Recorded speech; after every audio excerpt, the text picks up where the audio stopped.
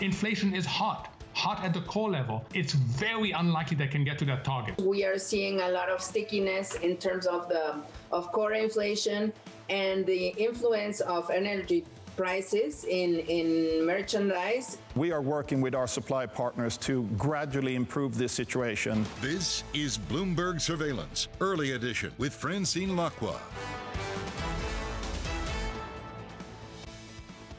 Well, good morning, everyone, and welcome to Bloomberg Surveillance, Early Edition. I'm Francine Lacqua here in London, and here's what's coming up on today's program.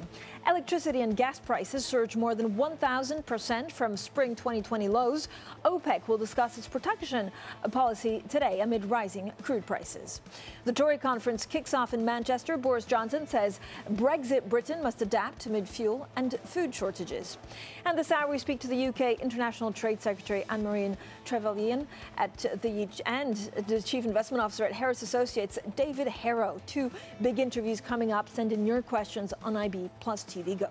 Now, first, let's check in on the markets. A lot of focus, of course, is on stagflation, the words of stagflation, and then everything that's happening in China. So that's filtering through stocks. You can see, actually, in the U.S., we see pressure. Here in Europe, we also see pressure with the European stocks down some 0.2%. Now, we will get data a little bit later on this week, especially in the U.S. That could give us a good indication of where we see the most unlikely, or how we see stagflation developing. Natural gas, one of the main wall of worries, of course, ever higher. So we have the energy crisis. We're expecting OPEC today to have a better indication of what they will do to help with the demand. Right, let's go to the map. And I don't know whether we also have your biggest movers, but always good to look at industry sectors as well. First, the map here unchanged for the UK.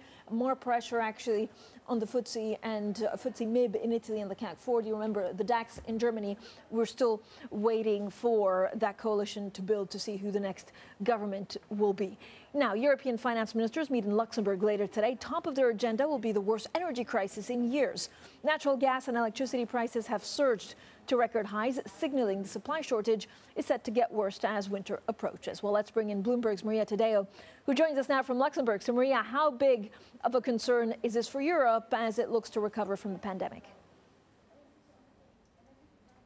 Yes, Francine, good morning. And, you know, going into this meeting of finance ministers today in Luxembourg, I'm being told it really will be about energy prices. This will be the big talker among finance ministers today for a number of reasons. Of course, we've seen and talked about on the show many times how both electricity and gas prices have been going through the roof pretty much every day. It's a new record high for the European benchmarks. European finance minister worried that this could lead to perhaps a slower recovery in Europe. And then secondly, of course, is the impact that this could have on the inflation and the household picture for many consumers in the European Union as we head into the winter. A serious concern away from the macroeconomics of this story is the social impact that this could have. We're seeing European governments take measures to try to cap the impact from the wholesale into the households. But according to our sources today, European finance ministers will discuss how best to tackle this together. We know that the Spanish will table a proposal that suggests perhaps that it's a European Union that should buy in bulk so they're able to compete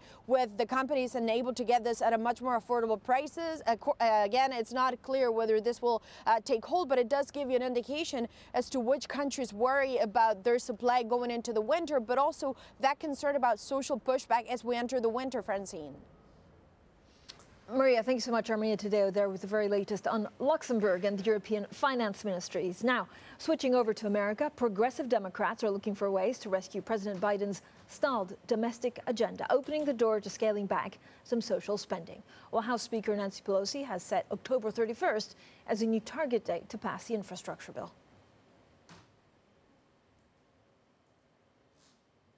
I'm telling you, we're going to get this done. It doesn't matter when. It doesn't matter whether it's in 6 minutes, 6 days, or 6 weeks. We're going to get it done. Well, joining us now for more is Bloomberg's Bruce Einhorn. Bruce, I know you've been following the story very, very closely. I mean, if there are signs of progress in negotiations, where do we look for them? Well, the key thing to keep in mind is that we've got two different bills. There's the infrastructure bill, and then there's the social spending bill, as you mentioned. So there's agreement on the infrastructure bill. The question is, will they be able to pass it without also passing the bigger bill, the reconciliation bill that has all the social spending in it? And so that's where the negotiations are taking place for that bill at the moment. So we have conservative Democrat Joe Manchin saying in the Senate, saying that he won't accept a price tag over 1.5 trillion. Pramila Jayapal, head of the Progressive Caucus in the House, says no way are we going to go for 1.5. It's going to have to be much higher. We've heard from Alexandria Ocasio-Cortez, AOC, the progressive representative from New York. She said over the weekend, one possibility that progressives are considering is limiting the social spending to a certain fixed period, so 5 years, say, instead of for the full 10-year duration of the bill. By doing that, that could get the price tag down, which could then get them closer to an agreement. Great, Bruce, thanks so much. Bruce Einhorn there, following all steam ahead at the negotiations over there on Capitol Hill. Now, uncertainty is looming as investors weighing slowing economic growth, persistently high inflation, as well as monitoring the latest on Evergrande. Well, joining us now with more is Eddie van der Velde from our Markets Live team. Eddie, thank you so much for joining us. So first of all, we need to look at the impact that OPEC could have on energy markets. Yeah, absolutely. You know what? The bulls are really back in the oil market. We're seeing talk of $100 a barrel suddenly. But really, you would have to think that OPEC is going to pump into these rallies. We're talking about maybe 400,000 extra barrels per day that they're talking about. But the question is, how much is that going to impact wider energy markets, as you say? And you know what? Natural gas markets are going to be tight no matter what, unless we see Russia pumping and Germany approving Nord Stream and those sorts of things. I think the energy market remains tight, even if OPEC starts to put some pressure on the oil price. Eddie, how do you look at Evergrande? So I don't know whether it's slowly going to be resolved, or actually we're still just at the beginning of what could happen. It does slowly feel like with this latest talk of a possible offer of shares in a major transaction, that the Evergrande crisis may just be not heading for a disorderly meltdown, right? And that's got to be a positive thing for markets. It feels as if the longer this is a slow burn, the more it feels like it is under control and people have an opportunity to read into this. So it feels like the effect is fading somewhat in markets. How much is riding on the non-farm payrolls this week? Non-farm payrolls, absolutely very interesting. The big one. The big one, right? And particularly this month, because we had... If the market is right, they're talking about maybe 470,000 new jobs. And if they're right, that's the second consecutive month of below 500,000, which will be interesting. But you've got to ask yourself, is this really going to shift taper expectations? Unless this is a complete disaster, the market's going to say, well, the Fed's probably going to taper in November, and if not, then at the very least December. So I think intraday volatility is the worst that we can expect. So I'm not sure when the shift happened that we start speaking about sticky inflation to stagflation. Yeah. But does the policy response from central bank actually change if they're dealing with stagflation? Yes. I think so. I think that's a much harder question for the central banks to solve, right? It's just so much more difficult to set policy just right. And really, to answer your question, it's the beginning of last month, with the last non-farm payrolls reading. That's when really, if you look at the story count on Bloomberg, for a number of people that mentioned stagflation when they talked to us, that's when it went through the roof. And, it's something that's back on the agenda. We're not quite there yet. I mean, we're not stagnating, and growth is still significantly positive, but it is becoming a risk. Eddie, thank you so much. Eddie van der Velde there from our Bloomberg MLive team. Now, Smart Conversations continue on Bloomberg Surveillance Early Edition. Later on in the program, we're also live from Manchester at the Conservative Party conference, where we speak to the UK's International Trade Secretary, Anne-Marie Trevelyan. But before that, we speak to the Chief Investment Officer at Herro Associates. He's David Herro. He'll be joining me on set very shortly. So send all questions to him. Just write on to IB plus TV Go, or you can tweet me directly at Lacqua. This is Bloomberg.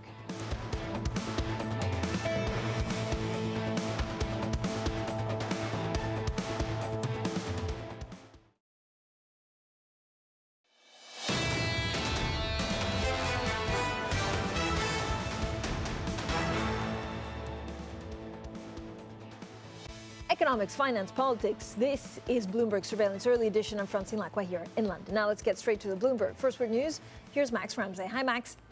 Good morning, Francine. New COVID vaccines will be needed next year. That's according to the head of vaccine maker BioNTech, speaking to the Financial Times.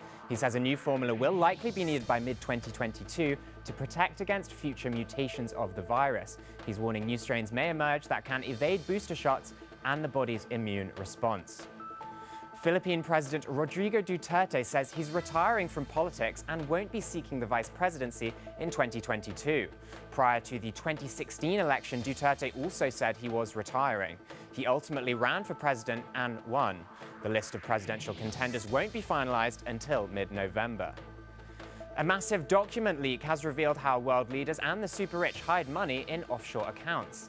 The International Consortium of Investigative Journalists has dubbed the almost 12 million files the Pandora Papers. They say beneficiaries of secret accounts include Jordan's King Abdullah, former UK Prime Minister Tony Blair, and former associates of Russian President Vladimir Putin.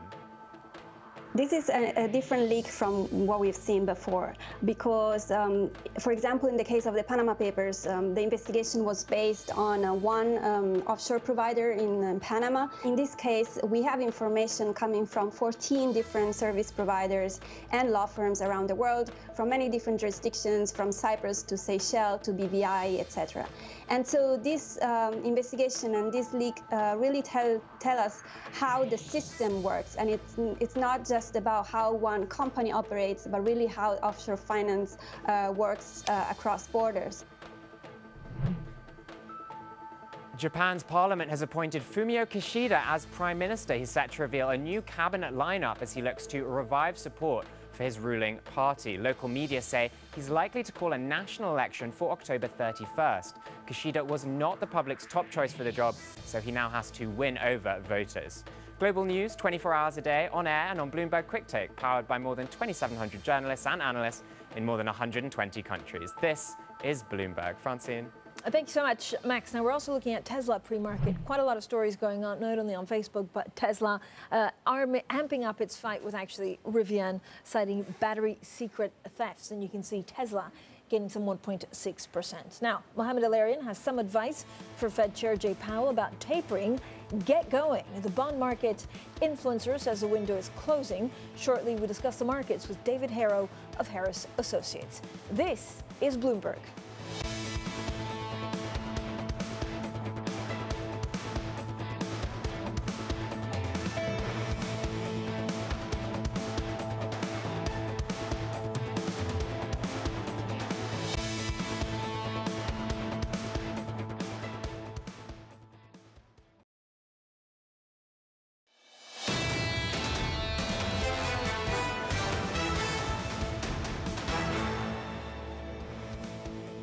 Inflation isn't going down. Inflation is hot at the core level. And you know what? If you do the pure statistical calculation, it's very unlikely they can get to that target. So they're going to be revising their end-year target up yet again. Inflation is a global issue, but I call them stagflationary wins because they need not result in a stagflationary trap if you get the policy adjustment. Well, that was Mohamed El-Erian sending his stark message to the Fed Chair Jay Powell about tapering. Now let's take a look at some of the stories we're following this week. This afternoon, we'll get U.S. factory orders for August. On Tuesday, French industrial output numbers are out. Then on Wednesday, it's Russia CPI. Details of the data could determine the size of the next interest rate hike.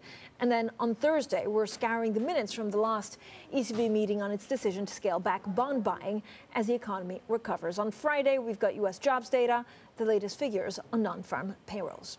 So one of our top stories today, Evergrande's shares have been suspended in Hong Kong, along with those of its property management firm. That's after a report that Hobson Development would acquire a stake in the latter unit. Now, our chief China markets correspondent, Sofia Ortay-Costa, joins us now. So, Sofia, what's the latest? China seems to be looking to ring-fence the company.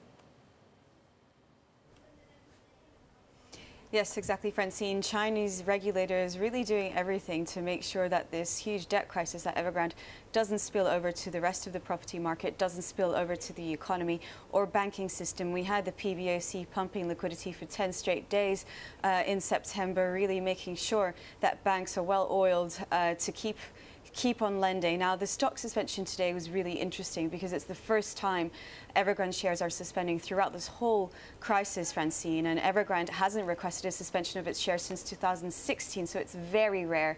We know for a fact that it's a major transaction that Evergrande plans to announce. Still no update on that. What we do know is a report from local media that Evergrande is looking to sell a stake in its property services unit. Now, Francine, this is Evergrande's most valuable asset. This is really its crown jewel in a very, very large portfolio of companies.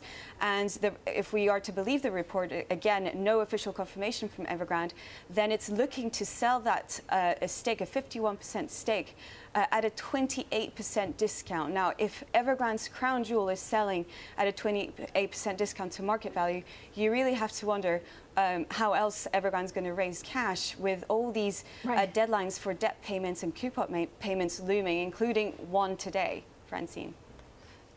So, Sophia, if things actually stabilize a touch, what kind of timeline are we looking at? So what happens when with Evergrande? So we do know that Chinese authorities have pushed Evergrande to not default. And when you get a kind of guideline from Beijing, then you really should follow it as a company. Now, not to default on its dollar debt means, of course, that 30-day grace period that was kickstarted at the end of last month when Evergrande didn't or failed to pay those coupon payments. That's 30 days. That includes weekends. That includes public holidays. It should be around the end of October. That really is the real deadline for Evergrande to not default on its dollar debt. Any kind of update that we could get on its asset disposals, we are expecting some kind of announcement either today or early tomorrow morning if the shares are suspended in Hong Kong. That could really show whether Evergrande is progressing on raising cash from these assets that it does hold. Again, the NEV unit used to be its most valuable asset. That market value has dropped about $80 billion since its peak. So time is really running out for Evergrande, and what the market is telling the company is that it really needs to solve its financial issues pretty soon because the bond market is pricing in a pretty big debt restructuring, Francine. Sophia, thank you so much. Sophia Arta-Acosta there in Hong Kong. Now, in a second, we'll get to David Herro. I think he's just sat down, so I'm excited to talk to him about banks and, of course, the impact that Evergrande could have on global banks. But it's always a good idea to look at the market. So let's have a look at what the futures are telling us. Stocks and futures are falling at the moment, worrying about stagflation. I'm not sure exactly what happened in the last 10 days, but from rampant inflation and policy mistakes, we now look at stagflation and the fact that higher inflation could be also coupled with lower growth. Now, the market interview of the day, undoubtedly with David Herro. I've been looking forward to it all week. He's the Chief Investment Officer at Harris Associates, portfolio manager of the Oakmark International Fund, a $27 billion fund that has returned 8% year to date. Its top 5 holdings include Lloyd's, Intesa, Bayer, BMW, and Daimler. So David Herro is with us on set. David, yes, you've made it to Europe.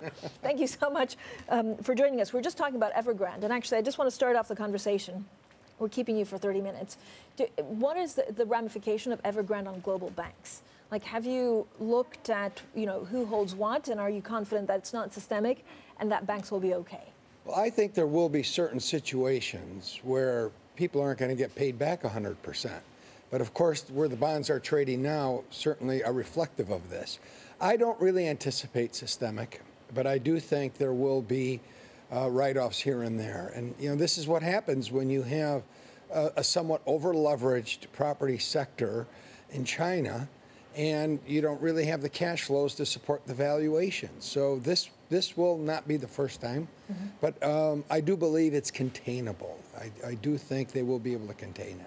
So do you have figures that you're looking at in terms of defaults and who has exposure to what? No, I mean, I've seen the various reports, from the street on who has what, and it doesn't appear that one outside of China financial institution is going to get slammed, abnormally hard. But, you know, in China, of course, you know, a lot of the banks that hold this paper are ultimately controlled by the government.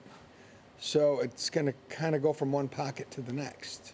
David, when you look at President Xi's, you know, global ambitions and at the same time what he's been doing in terms of regulation and cracking down, what does it mean for global banks trying to get into China? Is it too risky right now? Yeah, I don't know if it's too risky. You just have to be very, very careful. I think there are areas which banks and financial institutions, through investment management products, through insurance products, through these types of things, but underwriting and who are you lending to has always been risky in China because the resolution process of what happens when a loan goes bad isn't crystal clear. I mean, even in places like Italy, which has gotten clearer, by the way, isn't clear. And this is what always should cause banks to think twice about what they do in places like China, because you do need a legal system to resolve a problem when a debt doesn't get paid back. So, but does it mean that you've had to look at some of the, you know, banks that you have exposure to that actually were thinking of going into either GVs or just, you know, betting quite heavily on China? And have you had to readjust that? Yeah, we haven't seen a lot of that in our holdings of banks having exposure to Chinese credit, and which isn't abnormal, by the way, because most of the credit that's extended in China is by Chinese financial institutions, thankfully. David, I have a lot of questions. So you're in Europe. So, you know, first of all, well done for making it over. Are you looking at adding to any of the European stocks? Does valuation look attractive right now when it comes to international and companies based in Europe? Yeah, if you look around the globe, I do believe that European-based companies are probably selling at some of the more attractive valuations compared to, say, Japan or the United States. And especially since, you know, Europe is, I believe, about to confront a sustained economic recovery.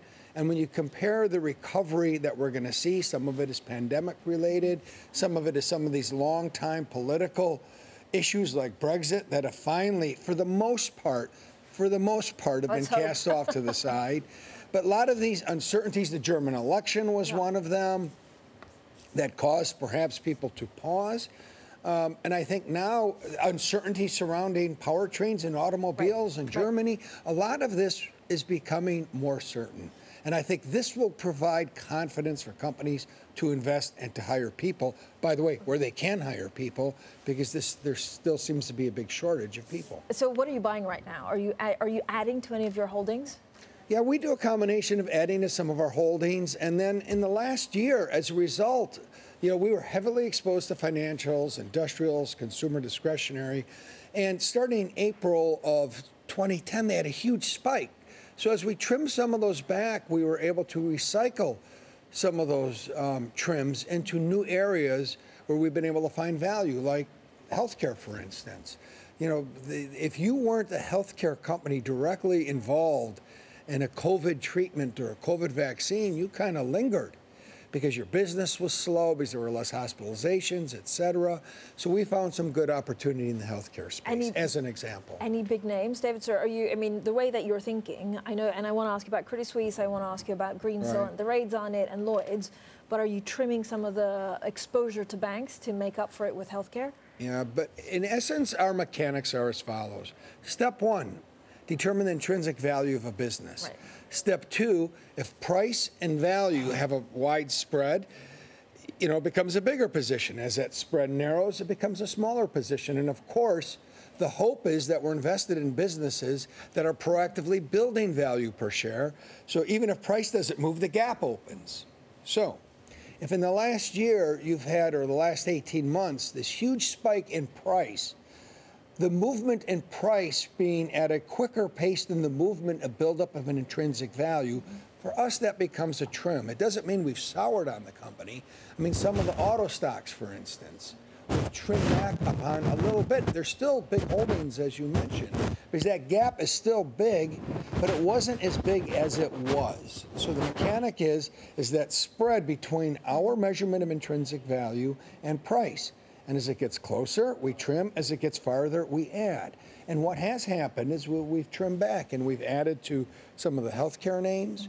We've added to some of the IT services, a company like SAP as an example, or Capgemini. These were companies that, oddly enough, didn't quite benefit from the glow of COVID, even though they were tech-related.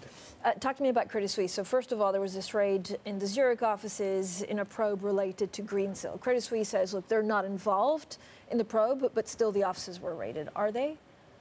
Well, they said they were. I mean, I only read what you read, and I think they'd be very cautious to say.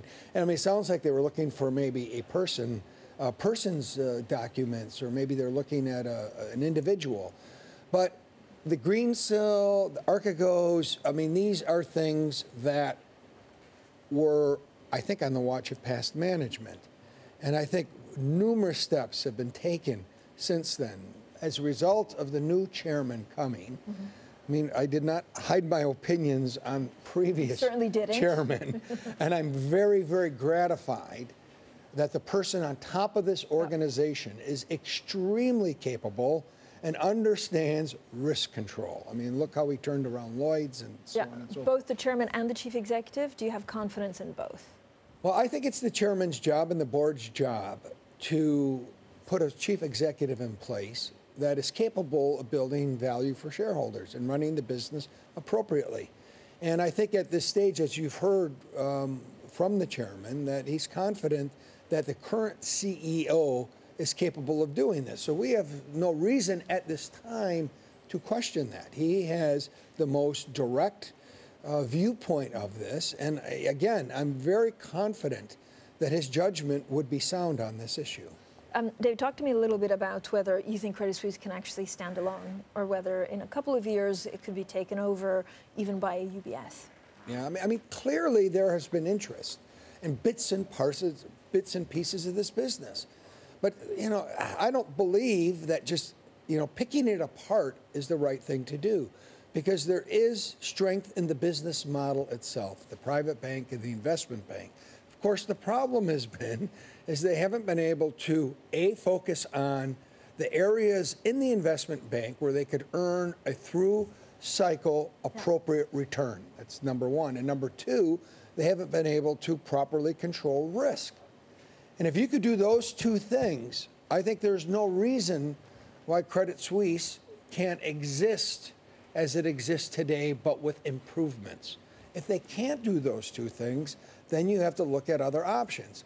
I mean, clearly, they don't have the scale that some of the big U.S. players do in the investment bank.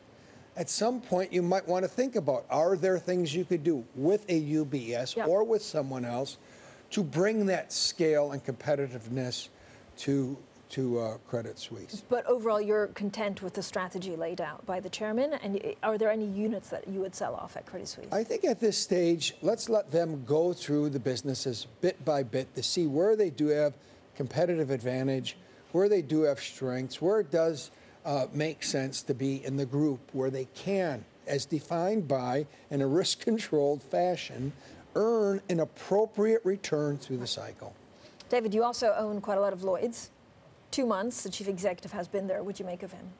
Well, I've met him once and had a phone call with him once, and I think he's the right person. I mean, Antonio has done a great job at turning the bank around. He's been there almost 11 years. He did everything that was needed to put it on very, very sound footing. And I guess the next step, now that you're in this strong position, how are ways we could perhaps maybe grow a little quicker? There are ways we could create even more value. We can leverage those strengths.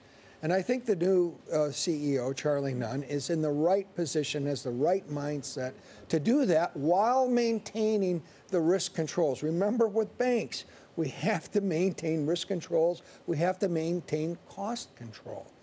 And I believe that they have selected the right chief executive in order to do this. How much do you think fintech will actually disrupt banks here in the UK? It will continue to disrupt, but don't forget the big banks can be some of the biggest beneficiaries of that if they use that.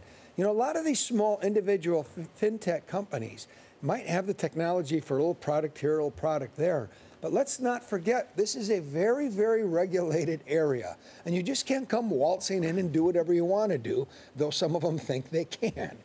And the banks themselves, I think, have the clients and they have the ability to pick and choose which fintech companies to partner with and which or to buy or to utilize. So I don't think it means the death knell to the big banks.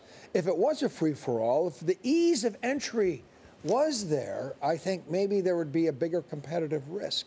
But today, you don't have that ease of entry. This is a highly regulated area, and the regulators are very concerned, of course, where money's going and who has what and what they're doing with it.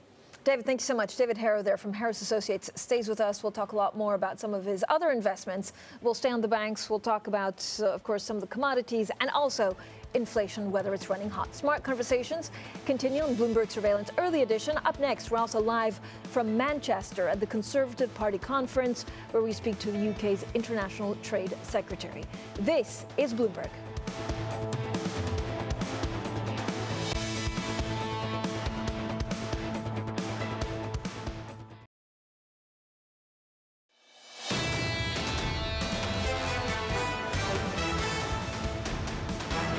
Economics, finance, politics. This is Bloomberg Surveillance Early Edition. I'm Francine Lacqua here in London. Now, the Chancellor Rishi Sunak set to unveil a £500 million jobs plan as the country braces for a tough winter. This as the government faces growing concerns over fuel shortages and a cost of living crisis. Well, the CBI President, Karen Bilimoria, spoke to Bloomberg earlier this morning. Desperate times are now where we do need not just lorry drivers, it's butchers, it's welders, it's in the hospitality industry. It's across the board that there are labor shortages. And so if we can address them from a temporary point of view, that would help the situation. But of course, the long term, you've got to reskill. At the CBI, we've estimated 9 out of 10 people will have to reskill over the next 10 years. Well, in the past few minutes, the UK Minister for EU Relations, David Frost, has also said that triggering Article 16 of the Northern Ireland Protocol may be the only way to protect the country. As a reminder, Article 16 would allow parts of the protocol to be set aside. Let's get straight to my colleague, Tom McKenzie, in Manchester at the Conservative Party conference, where he's, of course, joined by the Trade Minister. Over to you, Tom. Francine, thank you very much indeed. Yeah, let's get straight to our next guest. Very pleased to say we are joined by the UK Secretary of State for Trade, Anne-Marie Trevelyan. Thank you very much indeed. I want to get to your priorities. You've taken over this portfolio just in the last few weeks or so, and I know you have a determination to work through some of the trade questions facing the UK. But I also want to start by asking about what's happening on the ground now in this country around the petrol shortages that we're seeing. Labour constraints are part of this. We spoke to the president of the CBI a little over an hour ago. He pointed to the labour constraints not just affecting HGV drivers, but many sectors of the UK economy. How much damage do you think this is doing to brand Britain globally?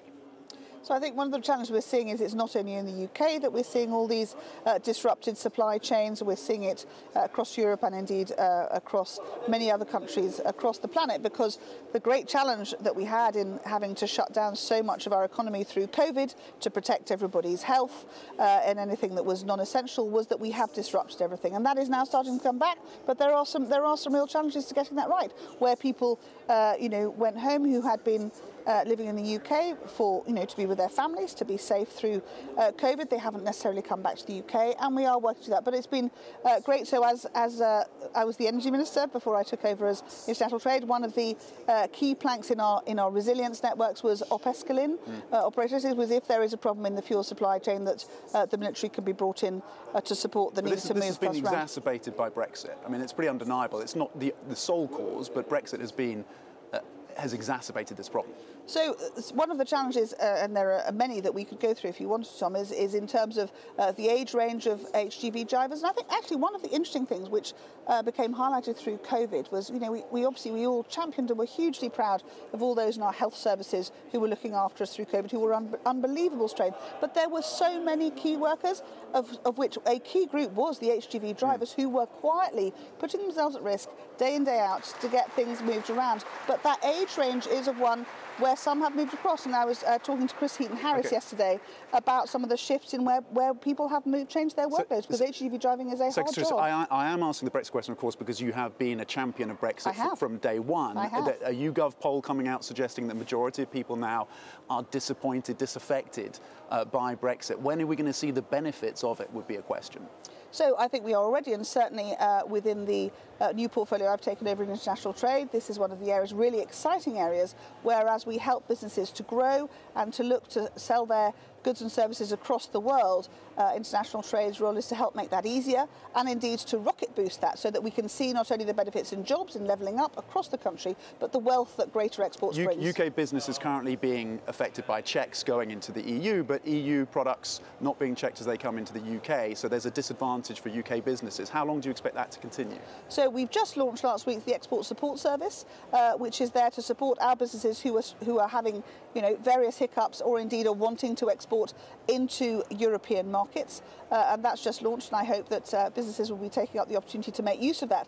But we have not put the same limitations on products coming into because we are a free trading nation. The Prime Minister has been really clear. That is what the UK is going to be going forward. That's what Brexit means. It frees us to be genuinely a free trading nation, standing on our own 2 feet, wanting to reach out to the rest of the world, and we will be continuing to do that. How much disappointment is there within your department that the US and the Biden administration seems unwilling to go ahead with a trade deal, at least in the near term, with the UK? So I don't think there's disappointment. What we have is with a great relationship. So I've already spoken to my opposite number, Catherine Tai, and I don't think you're wrong. I think they're very focused on dealing with some big domestic issues, but that doesn't stop those conversations carrying on across a number of states. And I'm going to be going out to the states later in the year and talking to particular sectors, talking to those in Texas, in California, and New York, to talk about how we can do many of the things we want to do. If you look at one of the issues we had, there was the tariffs that had been put onto a number of British goods because of the Airbus-Boeing dispute. We've been able to release that. So it doesn't need a comprehensive trade deal to release what were tariff barriers, and that's taken those away. So there's a huge amount that we can do whilst we work towards a comprehensive trade deal in due course. Is that possible, do you think, a comprehensive trade deal with the US before the next UK election? So the answer is I don't know yet, but I hope so. I think that's the sort of time frame that's realistic. Not to the question of if you're telling me the election's in next year, then probably not. But I think absolutely we need to be looking at that. But in the meantime, we're looking to across the piece. It's a huge market already. It's our biggest market. How we can release some of those pressures and help our businesses to do more quickly, long before we have a comprehensive trade deal. Can you give us an update on the conversations and negotiations around the Trans-Pacific Comprehensive Partnership and where the UK is placed in that? Yes, so this is a really exciting new opportunity for the UK. So we applied formally. You kind of literally write a letter of please may I join, and we were approved to go into the process. So we are at the moment knee deep in that very processy part, which is answering a series of questions from the CPTPP Secretariat. What does your legislation do in this space? How would you meet this requirement? So we are the officials and the lawyers are going through that with the CPTPP teams, and hopefully that will be completed by Christmas. At which point then we can hopefully move into the next stage of those final negotiations. Should the UK be pursuing a trade deal with China? So I think that's, we have an enormous amount of trade with China already, and that's a conversation that we will continue to have. I've had a lot of activity going on with my work through COP26, looking across the energy piece with China at some different levels. There are so many different networks where we are in discussions with China on all sorts of things. Our trade continues to be incredibly good with China in both directions, and that won't change in the short term. Okay, Secretary of State for Trade, Anne-Marie Trevelyan, thank you very much indeed for joining us this morning at the Conservative Party's conference, the first one since 2019, setting out the priorities there for the UK and for trade and those trading relationships. Francine. Tom, thank you so much. Tom McKenzie there at the Conservative Party conference with Anne-Marie Trevelyan. Some interesting conversations about the Northern Ireland Protocol. Coming up, we continue our conversation with Harris Associates Chief Investment Officer David Herro. If you have any questions for him, IB plus TV Go. This is Bloomberg.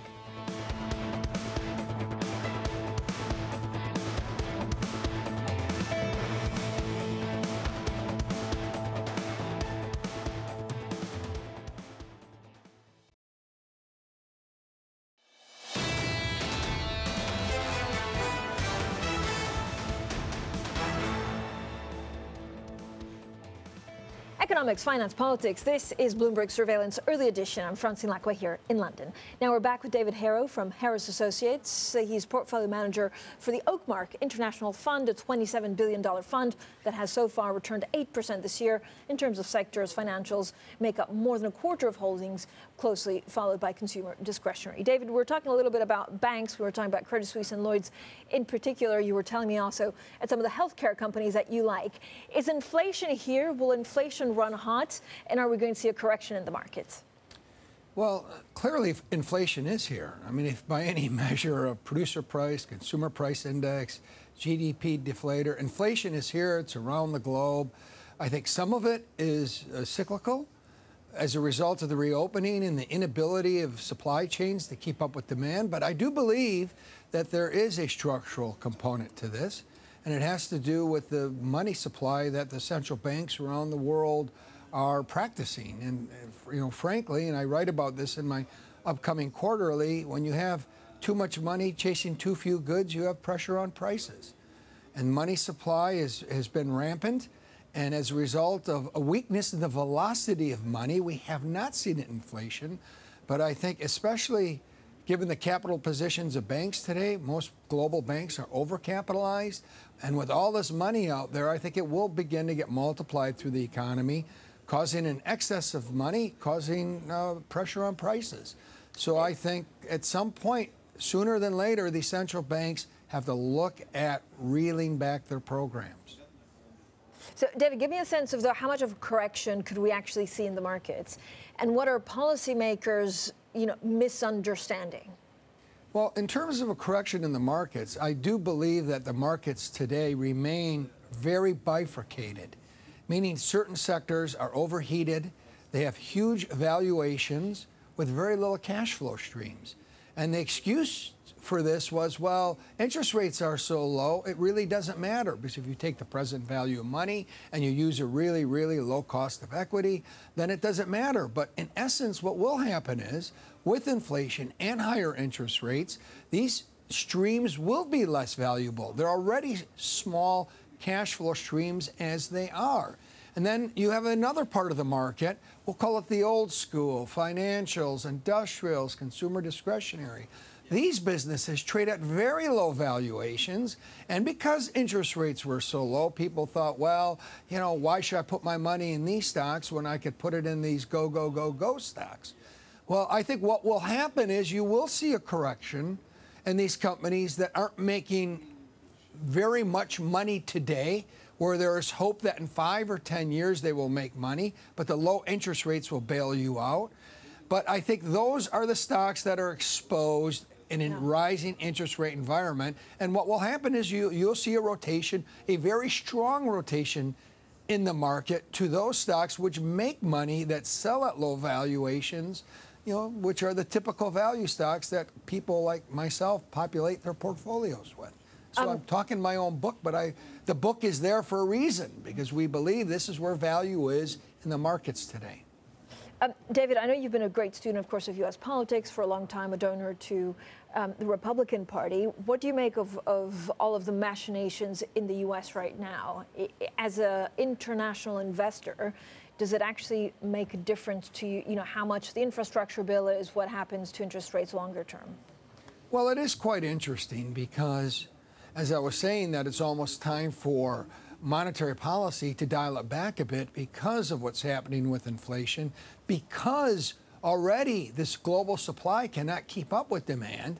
This is the same reason why, from a fiscal policy perspective, you have to start dialing back. And if anything, there should be policies to increase the supply side, starting with labor, in order to enhance economic growth. The demand side, we have plenty of demand. We don't need a $3.5 trillion spending bill in our country because we have adequate demand. What we need is supply. And the supply side economics says do things to shift that supply curve to the right, simplify regulations, do things that help the labor market. We have record numbers of people not working today and record number of job openings. So there should be a policy that encourages people to get back into the labor market. So what we need are supply-side policies today and not demand-side policies, which is the exact opposite of what we're doing and will make this inflation problem worse. Now, thankfully, the U.S. political system seems to be working because there are a couple Democrats who acknowledge this. I mean, Senator Manchin says inflation is a problem and the last thing we need is $3.5 trillion. So as long as we have this in place to protect, I guess, to protect and prevent us from economic insanity, I think, you know, America will be okay. David, are you a crypto believer at all? I don't know if I've ever asked you that. You never asked me, but look, my background was monetary economics when I studied in graduate school, undergraduate. And money's supposed to be a medium of exchange and a store of value. And I don't think crypto's either of those two things. It can't be used as a medium of exchange because it goes up and down by 5 or 10% every day. And it's not a store of value, almost for the same reason. And you have a number of government authorities, starting with China, and not just China, by the way. If you heard the SEC chairman a couple weeks ago, the United States, governments don't like anonymous flows of money bouncing around from border to border. And so I view crypto as more of a trading device than anything else. So I'm not a big believer in crypto because I don't think it satisfies either of those two characteristics. It's not a store of value, it's not a good store of value, and it's not a medium of exchange. So what is it? It's a device for trading, I guess. And this won't be the first time there is a good tool for traders. David, thank you so much. So good to speak to you after many months. David Herro, their Chief Investment Officer at Harris Associates, joining us this morning. Bloomberg Surveillance Early Edition continues in the next hour. We'll have a full roundup of the markets, European stocks, U.S. futures declining. This is Bloomberg.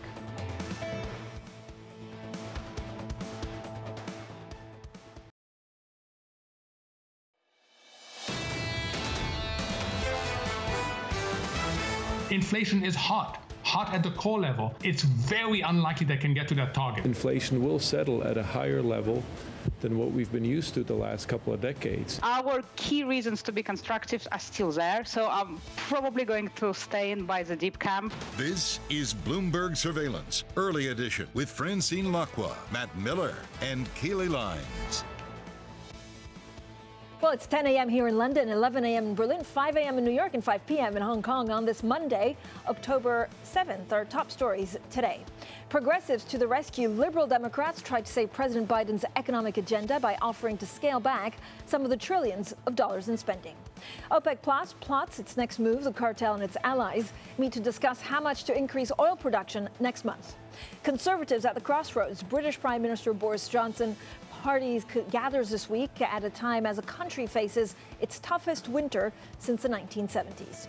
I'm Francine Lacqua here in London. Danny Berger with me in London. Kailey Leinz in New York, and Matt Miller is off this week. Kailey, we're actually definitely October 4th. I keep on getting mixed up because we're like in a countdown to Halloween. But the market's being spooked out by inflation. They're, of course, looking at growth prospects, and they're on edge. Yeah, absolutely right, Francine. Markets in Asia really starting off on the back foot this morning. We have to remember China is still closed for the Golden Week holiday. So anything you see on Map Markets Go that tells you China's in the green, that's from last Thursday, the last trading day when markets were open. Markets were open, however, in Japan, South Korea, and Hong Kong, and stocks down broadly across the board between 1% and more than 2% in the case of the Hang Seng. There are a few individual equity stories that are worth noting, one of them being Evergrande. Shares were halted in Hong Kong trading pending an announcement. Its property services unit also halted. Reportedly, that announcement is that Hobson Development is buying a 51% stake in the property services unit. That could provide some much-needed liquidity relief for Evergrande, which, of course, is heavily in debt.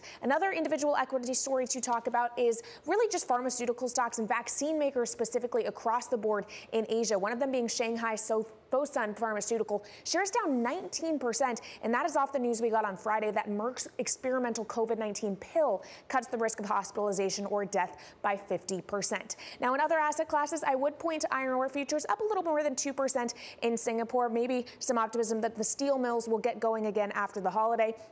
And I would just point as well to the New Zealand dollar. It is an underperformer in G10 today, though it has gained some strength back. Right now, stronger against the dollar by about 0.1%. But Auckland extending its lockdown due to a COVID-19 outbreak. Now, here in the U.S., not a great start to the Monday morning as well. Futures are in negative territory, but only down by about 0.25% on S&P E-minis at this point. And you're seeing selling in the bond market as well. Right now, the 10-year Treasury yield is essentially flat after being higher earlier. Still, though, we're hanging out north of 148. I would point to oil as well. We are awaiting the OPEC Plus output decision. Ahead of that, oil down about 0.2% on WTI to 75.74 a barrel. And Bitcoin, of course, we saw those massive gains on Friday. They mostly held over the weekend, but giving some of it back this morning, down about 1.7%, trading at $47,600-ish, Danny.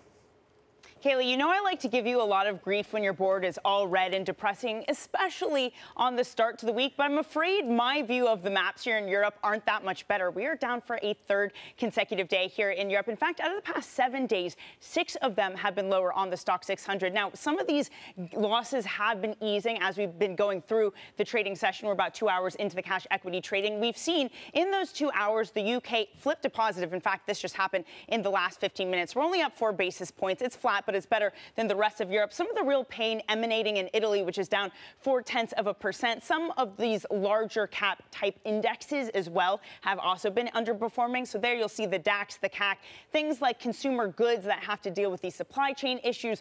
Autos certainly have to deal with that, really are what's driving some of those losses. So let's flip up the boards on a benchmark level. We're looking at a Stock 600 down 0.1%, trading at its lowest in 3 months. Now, we are seeing some improvement when it comes to cable. This is a much welcome relief considering it's trading near a January low. It's now at 135.72. Still, the natural gas picture continues to move ever higher. This is really a momentous move, up 4%.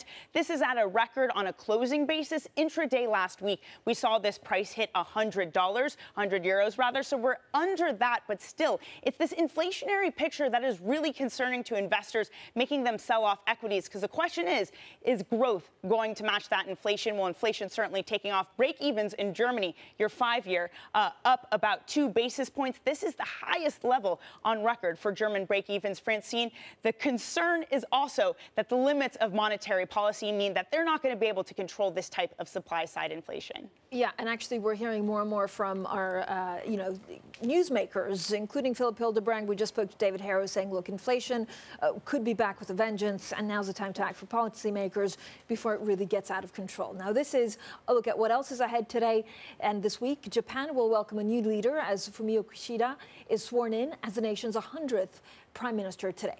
OPEC Plus will hold a virtual meeting to review output policy amid the energy crunch. The annual Nobel Prize announcements start today with the winner in medicine set to be revealed. On Wednesday, Hong Kong's chief executive delivers her final annual policy address before her term expires next year. She'll reportedly offer bold steps to increase land supply in the world's most expensive real estate market. And then on Friday, it's a big one. It's the U.S. jobs report. Data could either help cement or deter the Fed's taper timeline, currently set to begin as soon as November. Now, starting with some breaking news, and the Biden administration will directly engage with Beijing in the coming days to enforce commitments in their trade deal and start a new process to exclude certain products from U.S. tariffs. Let's get straight to Anne-Marie Herdern, our Bloomberg Washington correspondent, who joins us now. Anne-Marie, under this Phase 1 deal, China was committed to buying $200 billion in U.S. goods, and they have not done so. They have not done so. They've been behind that. Some of that is due to COVID, but really even before COVID, you could see China was behind on those numbers. And this is part of what we're going to hear this morning from the U.S. Trade Representative Katherine Tai. She's going to be giving a speech after months of review on the U.S.-China trade policy. We're finally getting a bit of a glimmer of where the U.S. thinking is. So first, Francine, they will enforce those commitments China made. Now, remember, this deal ends at the end of this year, so really just 3 months left. Second, she will be speaking and start engagement with China's vice premier, which is her counterpart. And then finally, they're going to start this process of potentially some exclusions, which they believe will help American businesses and consumers. And it comes at an interesting time because there are supply chain bottlenecks for the business community, as well as fears of inflation. But this speech coming up this morning is being very, very closely watched in terms of where the future lies between Beijing and Washington in that trade relationship. Well, Anne-Marie, let's bring it back to domestic politics because we are still in a stalemate over infrastructure spending. And Representative Alexandria Ocasio-Cortez over the weekend said progressive Democrats in the House are willing to compromise on some of the more ambitious social spending to rescue President Biden's stalled domestic agenda. Listen to what she said on CBS yesterday. One of the ideas that's out there is fully fund what we can fully fund, but maybe instead of doing it for 10 years, you fully fund it for 5 years. So trying to get that price tag down from $3.5 trillion in some form, Anne-Marie. And meanwhile, Nancy Pelosi says we have until October 31st to figure this out. Is it really going to take another 4 weeks? I think it'll take at least another 4 weeks. There are some people who don't think we're going to be voting on any of this until December. I mean, deadlines, come what you will. The reason why she said October 31st is because there's that transportation highway deadline, because they only extended it this week for another 30 days. Again, they could kick it down the road for another 30 days. But you do see negotiations really starting to intensify within the party, as well as even some of the rhetoric between the very moderates of the party, the more conservative-leaning individuals as well, and the progressives. But what we did see on Friday was the President of the United States really try to set the path forward for this group. On one hand, it was a win for the Liberal Party because he said we're not going to have a hard infrastructure until we get the bigger reconciliation package, and that's what the progressives in the House were pushing for. On the other hand, he did say it's not going to be $3.5 trillion, and this is where the debate lies. What is that top number going to be? It's going to be somewhere between what Senator Joe Manchin has said his line is, 1.5, and where the Progressive Caucus says, which is $3.5 trillion. And the White House is really going to be at the center of these negotiations. Anne-Marie, thanks so much. Our Anne-Marie Hordern there in D.C. Now to the UK, and the Chancellor, Rishi Sunak, is set to unveil a £500 million jobs plan as the country braces for a tough winter. Pressure is building on the ruling Conservative Party as it holds its annual conference in Manchester. Well, joining us now from the conference is Tom McKenzie. Tom, what are the big issues actually affecting the government as the party conference gets underway? Well, Francine, you've been discussing of these, of course, this morning, and you've been discussing them for the last few days and weeks. Number one, of course, for households and for drivers across the country is the fact that we are in week 2 now of this fuel crisis. The military will be on the roads, if they're not already on the roads, across the UK today, helping to try to alleviate the pressure at the pump. Then, of course, you have the fact that energy prices are rising, utility companies are going out of business, and many shelves in many supermarkets across the UK are empty precisely because of these labour shortages that are impacting the forecourts of petrol stations as well. So supermarkets, some of them empty in terms of supermarket shelves, and then the price concerns around petrol. That is the backdrop to this party conference, the first since 2019. Boris Johnson came out of the weekend and pushed back on the suggestion that he relax visas to ensure that there are more foreign workers that can come across and take up some of the slack in terms of that pressure in terms of the job market. He pushed back on that idea, said this is an adjustment process and that he wants to see a higher wage, higher skilled economy. But the short term, the pain is very much there. We'll see in his address on Wednesday what he has to say about it, but it is the Chancellor who addresses the members of the Conservative Party in the country in a little over an hour and a half's time. On that point, are we going to expect the Chancellor to be talking more about taxes, as you say, when he speaks in an hour or so?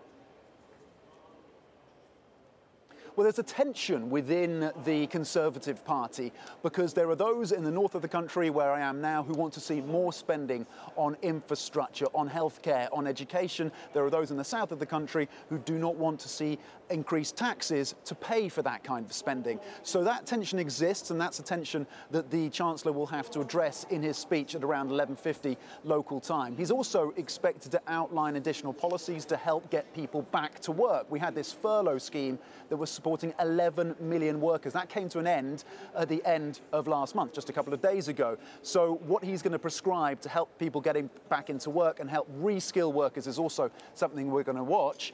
And the Chancellor will be under pressure to address international investors. The pound, as you know, has been trading, some would argue, like an emerging market currency. The likes of Nomura coming out saying that they're going to short the pound, they're bearish on sterling. Others like Gavakol Research suggesting that the UK faces a recession in 2022. So Rishi Sunak will also need to address those concerns amongst investors.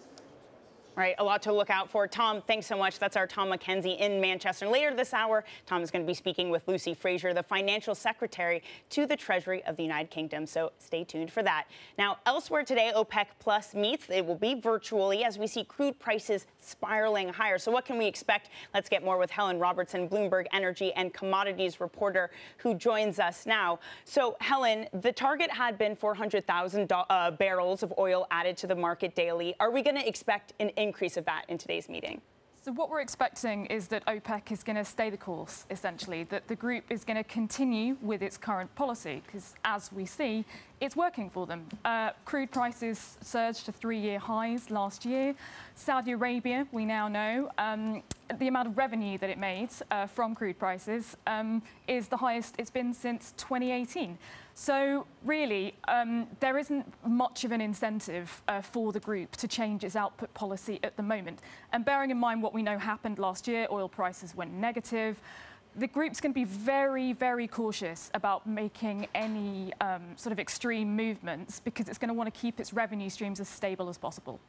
All right, thank you so much to Bloomberg's Helen Robertson there with a preview of the OPEC Plus meeting. Now let's get a look at some stocks moving in pre-market trading here in the U.S. And I have to begin with Merck because, of course, we got the news on Friday that its experimental COVID-19 pill cuts the risk of death or hospitalization in half. The stock rose more than 8% on that on Friday, and the gains continuing this morning up about 3% in pre-market trading. That, however, is weighing on vaccine makers really across the board. One of them, of course, being Moderna, which makes a COVID-19 vaccine. That stock is down the better part of 4% today after losses on Friday. And finally, one more mover to the downside is Zim Integrated, the shipping company. Already it is down 6 consecutive days in a row, losing about 16% over that time. And it looks set for its 7th day of losses. The stock down about 3.6%, a major sentiment shift clearly for that stock, Francine.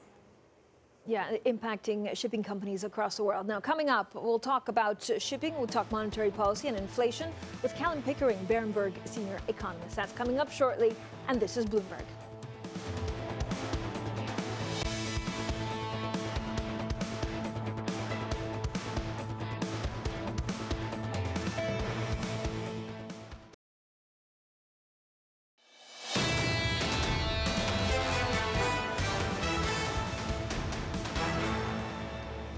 This is Bloomberg Surveillance Early Edition. I'm Danny Berger with Francine Lacqua in London alongside Kailey Leinz in New York.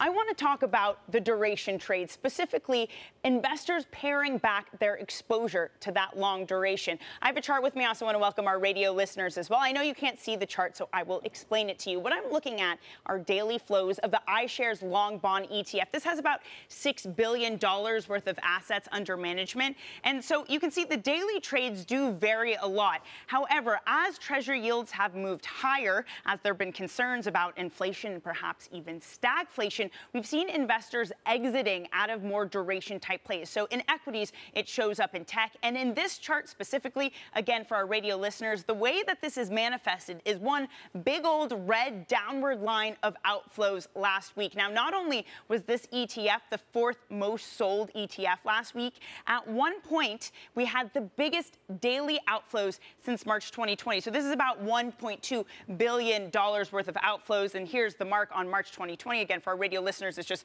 a lot of outflows over those 2 dates. So is it time to be worried about inflation, stagflation? Should you be paring back on duration? Let's get the view of our next guest, who usually is an optimist, but have things changed for him. It's Kallum Pickering, Berenberg Senior Economist. Kallum, thanks so much for joining us. So is the economic environment in the 4th quarter heading to one where you don't want to be owning these long duration assets? The 4th quarter is going to be very tough. I mean, big picture, still optimistic. Western households have seldom been in better shape, so this business cycle is set to be a good one. But the 4th quarter, there are several risks. China intensifying supply chain issues, COVID-related uncertainties, even US fiscal negotiations, and it all comes at a time when central banks seem to want long-term bond yields just to rise a little to temper the inflation risks, which seem to be a bit more persistent than once imagined. And this is all coming to a head in this 4th quarter. And with the higher inflation rates, we're going to get disappointing economic data. So this 4th quarter is going to be tough. And well, I'm left wondering if central banks want benchmark rates to be higher and the bond market correct and the equity market correct, will central banks step in and soothe the markets? Will it throw them a happy pill? Or will it actually say, no, the inflation data justify these higher bond yields, so we're just going to stand on the sidelines and see how it plays out?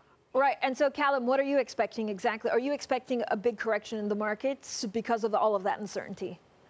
I think volatility is probably a better description for what we'll see ahead, because on the one hand, I think we're going to look at fundamentals and say, this is pretty good.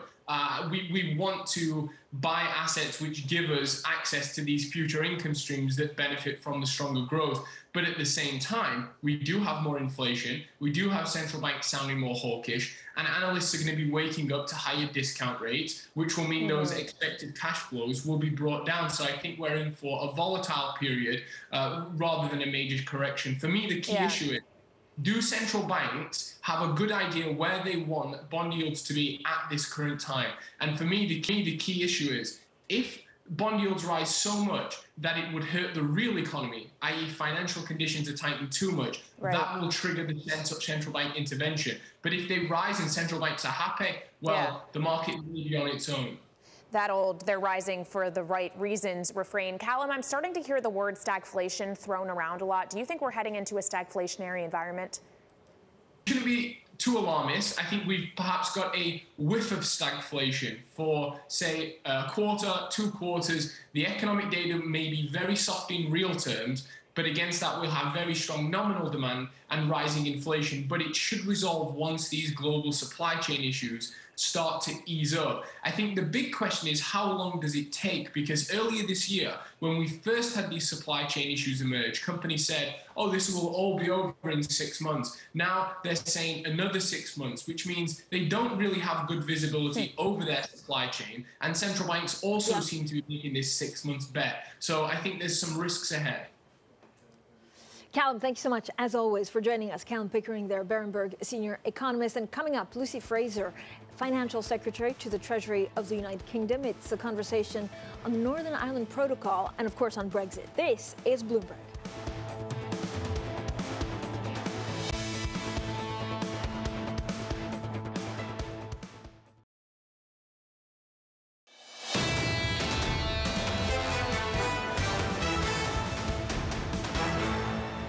This is Bloomberg Surveillance Early Edition. I'm Kailey Leinz in New York with Francine Lacqua and Danny Berger in London. Now let's get the first word news. An infectious disease specialist, Anthony Fauci, says the U.S. is turning the corner on the latest coronavirus surge. Still, Fauci told ABC News that more people need to get vaccinated to keep infections on a declining trend. He says the key risk is the 70 million eligible people in the U.S. who haven't gotten a shot. JP Morgan Chase CEO Jamie Dimon is defending his pay again. Dimon told Axios' HBO program that the bank's board decides what he makes. The board awarded Dimon more than $31 million last year. He said the CEO's compensation is part of a broader umbrella designed to retain senior management.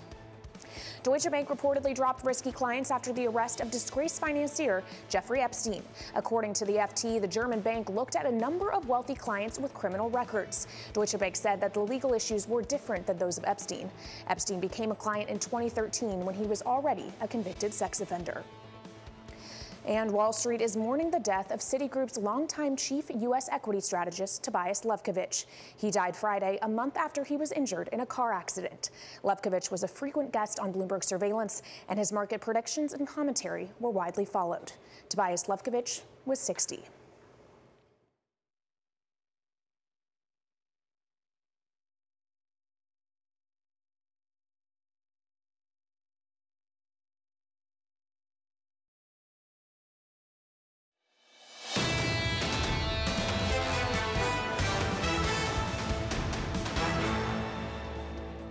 This is Bloomberg Surveillance Early Edition. I'm Francine Lacqua, Danny Berger in London, Kailey Leinz in New York. Matt Miller is off this week. Danny, a lot of the focus, of course, on the markets is on this inflationary pressure, which could turn to stagflation, and the market's really selling off. Exactly. And I think it's really fascinating to look underneath the surface of these equity markets and look at energy really outperforming. This is not a classic cyclical type rotation. Andrew Garthwaite over at Credit Suisse saying that in a stagflationary environment, you will only see energy outperform. Francine, that's exactly what we've been seeing. Yeah, we certainly have. Kailey, how's it all playing out in the markets today? Well, of course, the market is waiting for that OPEC Plus output decision, which could affect the performance of both oil prices and then, as a result, energy stocks. But it's interesting. While the Stock 600 was lower earlier in the session, right now it actually is just fractionally in positive territory, up less than 0.1%.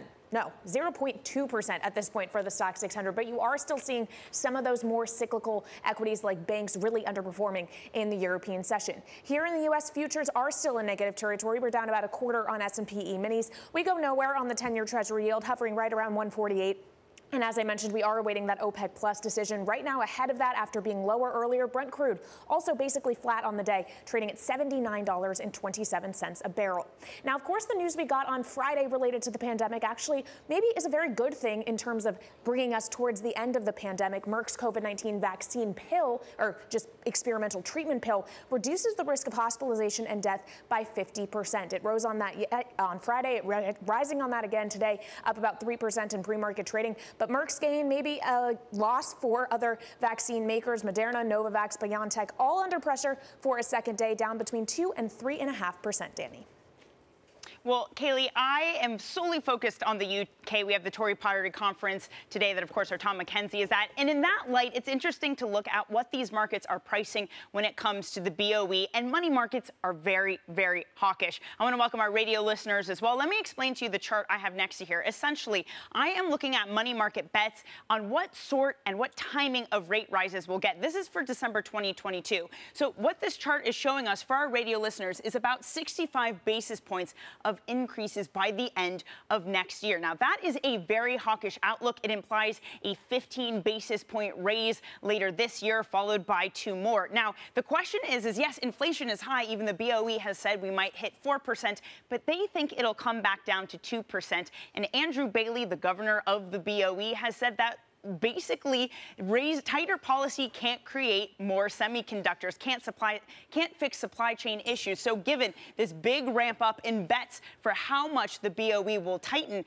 is risk now lopsided that we won't exactly see as hawkish of monetary policy as markets are expecting, Francine?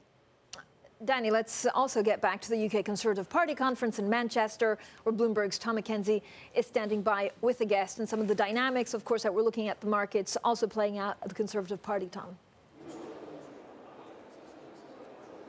Francine, thank you very much indeed. Yes, we are, of course, leading up to the UK Chancellor of the Exchequer's speech. That's going to be at 11:50 local time. And with me now is the Financial Secretary to the Treasury. So, of course, someone who works very, very closely with Rishi Sunak indeed. Lucy Frazer, thank you for joining us on our set here at the Tory Party conference, the first one since 2019. I have to ask, of course, about what's happening outside of the conference halls in terms of the petrol crisis. We have the military on the roads helping to deliver fuel today. Do you have a clear understanding, the data that you see within the ministry, as to the economic impact, the impact on businesses as a result of the fuel shortages, the panic buying, the labour supply shortages that we're seeing here? Well, thank you. It's great to be here chatting to you now. Can I just pick up? Of course, it's really frustrating for everybody who's trying to get fuel, and I've seen those pictures in the paper and queues, and it's really, really frustrating. But you talked about it as a crisis. Of course, we do have sufficient supply from the refineries into the petrol stations. The issue is about spreading it around the country, and you will know we've taken a number of measures as a government to try and ensure that we do get the fuel, as you say, to those people who need it, who are working in jobs. So we've taken a number of measures, one of which is to ensure that the suppliers can talk to each other so that the petrol is going to the right places at the right time. You've mentioned the military. There's 200 officers going in to help ensure that the petrol is being supplied. You're right. Those are the measures. But I just want to get a sense of where you sit within the Treasury, working with the Chancellor, what your sense is of the economic drag of these supply chain issues and labour shortages, not just in the forecourts of the petrol stations, but in our supermarkets and more broadly across the economy. Well, there are supply chain issues across across the world at the moment. It's not just the UK that is being affected by this. So there are issues in other countries, not just in the UK. But Brexit has exacerbated that shortage of labour.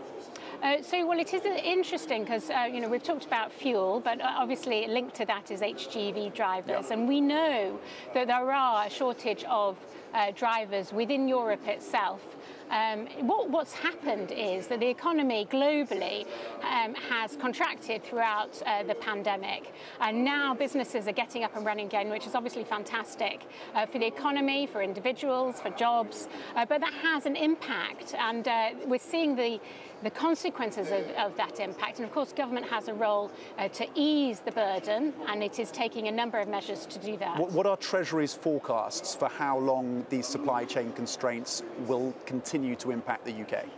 Well, that will depend on a number of issues, and some of these are out of our control. So they impact on decisions that are taken in other countries, and issues that are happening in our country as well. So, we have taken a number of measures, but there is sufficient supply at the moment. It's about getting it to the right places. Okay, there was the end of the furlough scheme here in the UK, which was supporting 11 million workers. That came to an end at the end of September. Do you expect a significant impact on those labour shortages as a result of the removal of furlough? Is that going to positively impact the labour constraints that we face in this country? So you're right, we did have a large number of people on furlough, around 11 million, and that was necessary to protect those jobs in the short term. And the measures the Chancellor took were critical to ensure that we didn't have high levels of unemployment.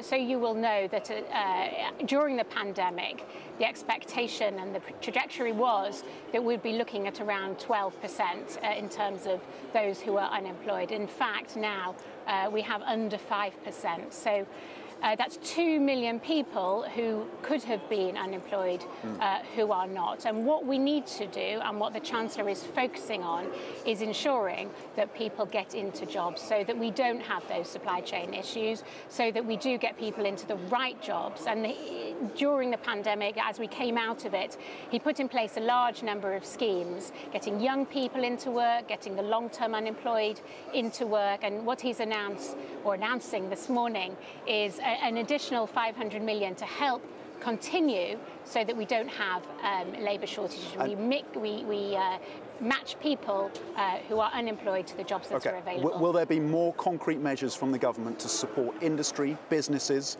as well as households facing these energy cost pressures? Well, the government supports industry in a variety of ways. But will there be more measures coming? Do there need to be more measures? To support... To support industry and businesses that are facing these record high energy prices, gas prices. Well, we have seen the government intervene recently in terms of the support that it provided a particular company to continue to supply. We need to ensure that the market works well to protect consumers. We have the energy price cap. What we want to ensure is that people get into the right jobs, people upskill and improve their own positions, that they get paid well for the work that they do, but also we need to improve productivity. Okay. Can you rule out, Minister, additional tax hikes by this government? Well, we took a really difficult decision in relation to the recent changes that we've made in terms of taxation in order to pay for the backlog in the NHS and in terms of social care. So you will know that the Chancellor and the Prime Minister, as Conservative MPs, would have found that decision extremely tough to raise taxes for working people, but that was a decision that needed to be made. And in terms of any future decisions, of course, I'm not going to talk about future decisions in terms of any budget that's coming Okay, up. Lucy Frazer, thank you very much indeed. Financial Secretary to the Treasury, leading up, of course, to that in speech by the Chancellor of the Exchequer, Rishi Sunak, around 11:50 at UK time. Fran. Yeah, I'm really looking forward to what the Chancellor has to say. Tom McKenzie there in Manchester for the Tory party conference. Now, coming up, we look at Bitcoin slipping again after Friday's gains.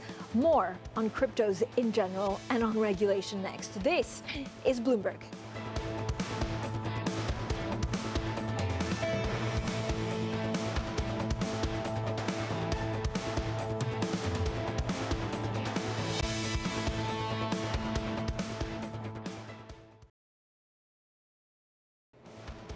This is Bloomberg Surveillance Early Edition. You're looking live at the principal room. Coming up later today, Citadel CEO and founder Ken Griffin. That's at 1 p.m. in New York, 6 p.m. in London. This is Bloomberg.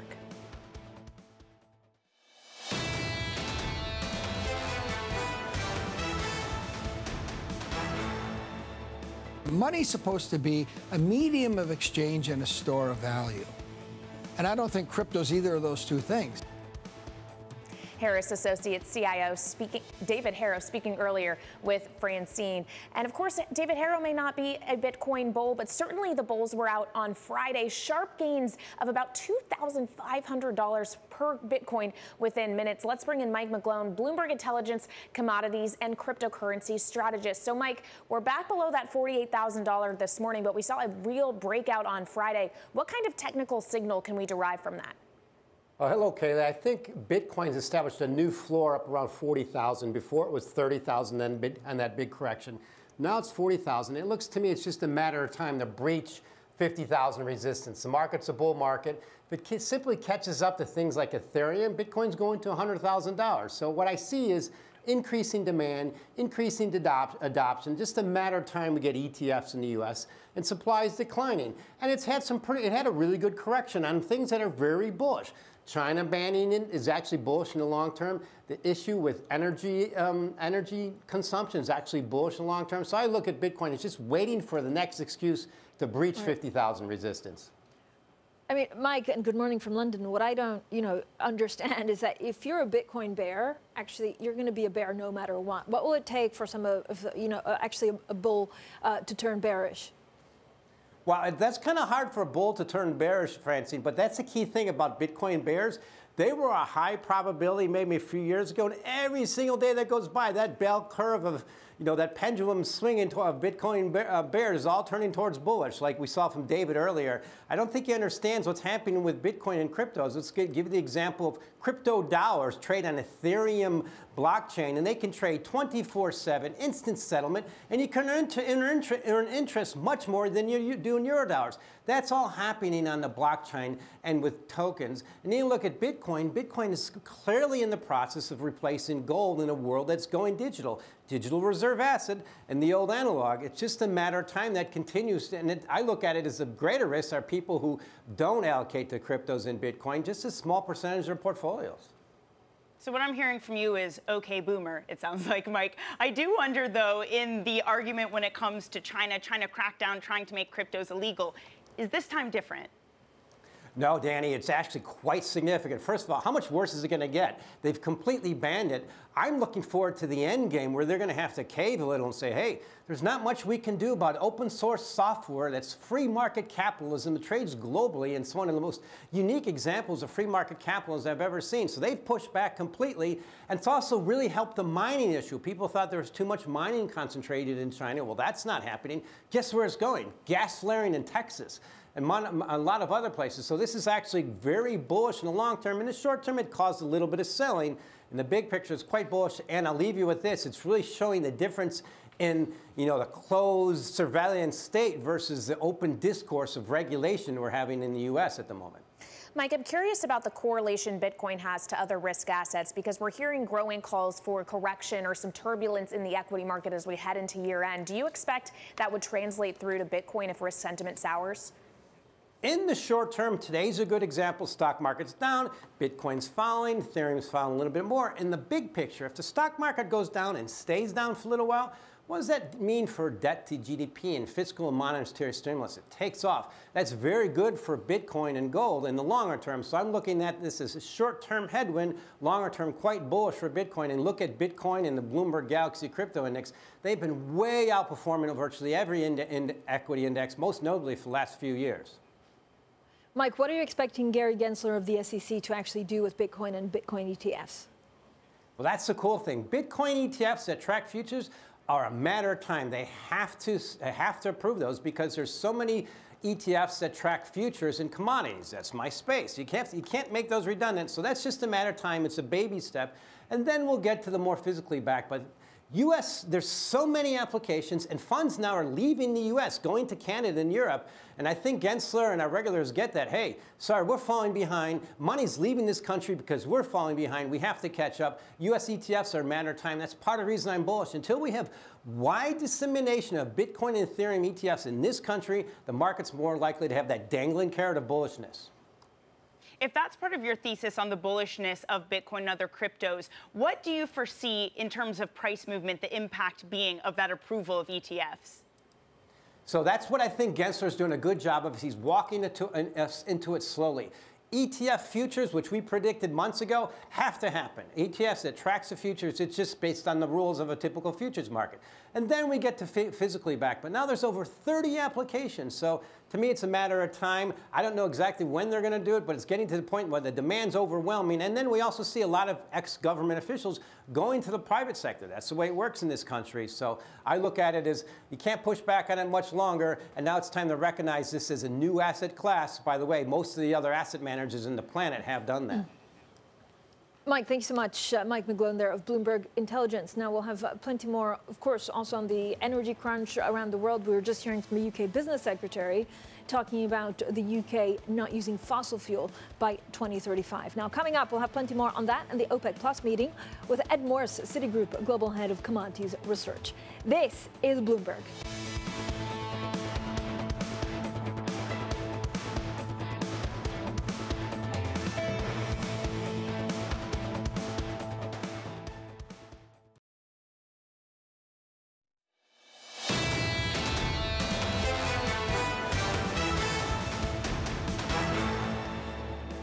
Well, this is Bloomberg Surveillance, early edition. I'm Francine Lacqua with Danny Berger in London, Kailey Leinz in New York. Tom Keene, also in New York, co-anchor of Bloomberg Surveillance. Tom with an elegant chart for us today. Deep into October, let's get set up here, Francine, for what matters, and that is the earnings season start. David Wilson getting pumped up to do like 400 earnings reports in one day.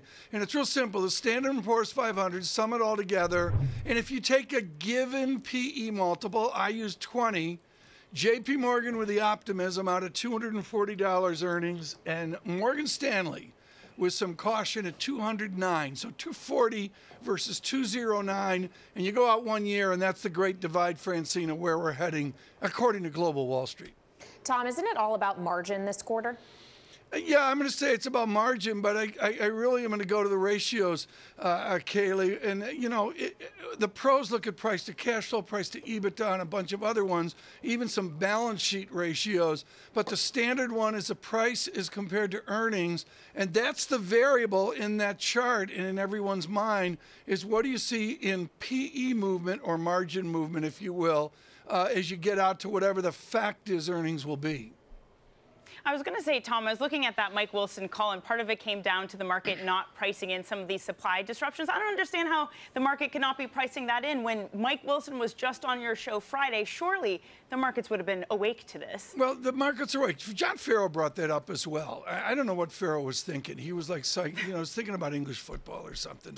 But the bottom line is, even if you quote unquote price it in, there appears to always be a market shock. You know, buying the rumor, selling the news has some validity to it, but there just always seems to be an adjustment after you see the fact, and you're going to begin to see that October, I believe, 13th with JP Morgan.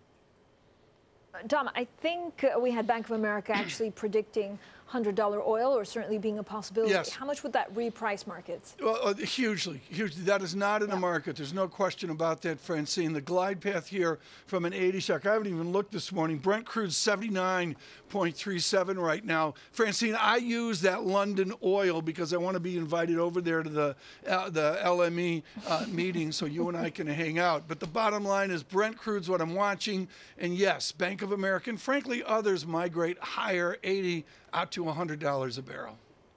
Okay, come over. Also bring you on a field trip to the oil rigs over in the North Sea. We'll have a special edition of Surveillance.